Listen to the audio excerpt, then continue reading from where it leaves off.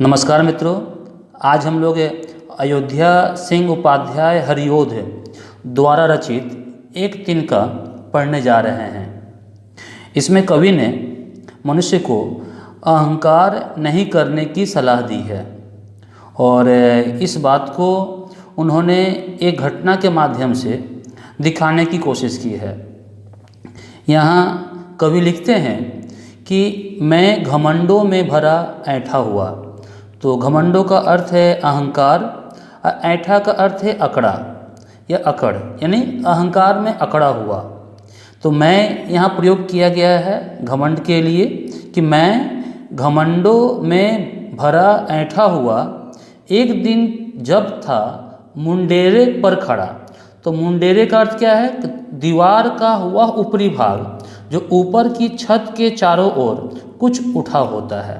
यानी कवि कहते हैं कि वे एक दिन बहुत अहंकार में, घमंड में अकड़ कर वह मुंडेर पर खड़े थे और खड़े होकर वे अपने घमंड को दर्शा रहे थे कि उनसे श्रेष्ठ और कोई है ही नहीं, उनसे बड़ा कोई और है ही नहीं, वे बहुत काबिल हैं।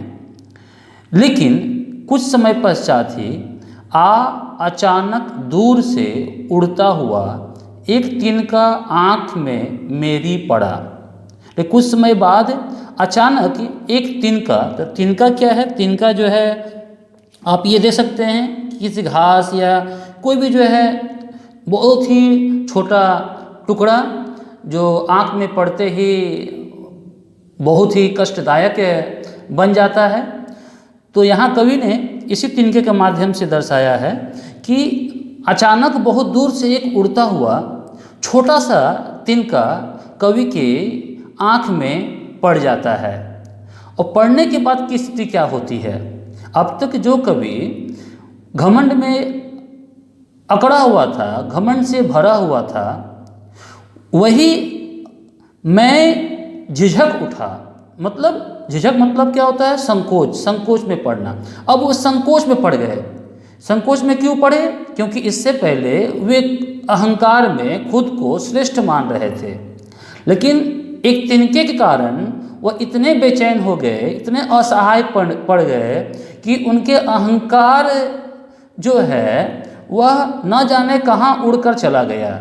वो समझ नहीं पा रहे थे कि लोगों को बुलाऊं कि ना बुलाऊं, क्योंकि अहंकार उन्हें ऐसा करने से रोक रहा था।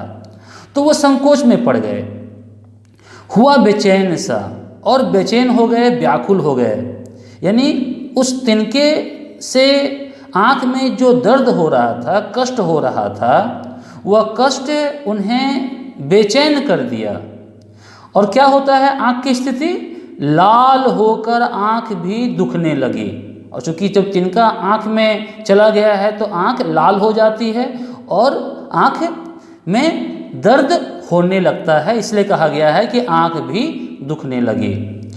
अब लोगों को बुलाने के अलावा कवि के पास अब कोई उपाय नहीं था, इसलिए लोगों को बुलाते हैं। लोग आते हैं और मूठ देने लगे। मूठ देने लोग कपड़े की लगे। तो मूठ क्या है? तो कपड़े के किनारे को मोड़ कर बनाना। जो कपड़ा किनारा होता है, उसको थोड़ा रुमाल हम लोग देखते हैं कि जब आँख में कुछ पड़ जाता है तो रुमाल के कोने को हम बढ़िया से करके उसे आँख में डालकर उस चीज़ को निकालने की कोशिश करते हैं जो आँख में गिरा हुआ होता है। तो लोग भी आकर कपड़े की मूठ देने लगे। ऐंठ बेचारी दबे पाँव भागी। तो ऐंठ जो अब तक घमंडों से भरा हुआ था, ठीक है, जो घमंड के कारण था, वो ऐंठ क्या हुआ? वो बेचारी बन गई। अब अहंकार खत्म हो गया, ठीक। और क्या हुआ? दबे पाँव भागी। तो दबे पाँव भागी, दबे पाँव भागना मुहावरा है जिसका अर्थ है चुपके से भागना। तो वह अहंकार, वह अकड़ दबे पाँव भाग जाती है, किसी को पता भी नहीं चलता है, यानी वह अहंकार खत्म हो जाता है। अब क्या होता है कि जब किसी ढब से, ढब मतलब क्या होता है? तरीका, उपाय, किसी तरीके से लोगों ने निकल तिनका गया, उस तिनकों को निकाल दिया, वो तिनका निकल गया, तब समझ ने यूँ मुझे ताने दिए। तो समझ मतलब विवेक, बुद्धि। तो उनकी बुद्धि ने, उनके विवेक ने उनको ताना मारा। ठीक, क्या मारा कि ताना का अर्थ क्या ताने दिए, व्यंग्यपूर्ण बात कहना, यानी व्यंग्य से भरा हुआ, सटायर से भरा हुआ बातें उनकी बुद्धि ने कहा, उनकी अंतरात्मा ने कहा। क्या कहा कि ऐंठता तू किस लिए इतना रहा, यानी तू इतना घमंड किस लिए करता रहा, इतना घमंड खुद पर क्यों करता रहा, क्योंकि एक तिनका है बहुत तेरे लिए, तो तेरे घमंड को तोड़ने के लिए एक तिनका ही बहुत है, इसलिए तुम्हें घमंड नहीं करना चाहिए, और अब तक जो तुम इतना घमंड करते रहे हो वह सही नहीं है। तो इस प्रकार से कवि ने पूरी पंक्ति में एक तिनके के माध्यम से यह बताने की कोशिश की है कि हमें घमंड नहीं करना चाहिए, क्योंकि यह घमंड किसी भी वक्त किसी के द्वारा, किसी के माध्यम से कभी भी टूट सकता है। हमें सबसे मिलजुल कर अच्छे से व्यवहार करते हुए रहना चाहिए। तो इस वीडियो में मित्रों इतना ही, धन्यवाद।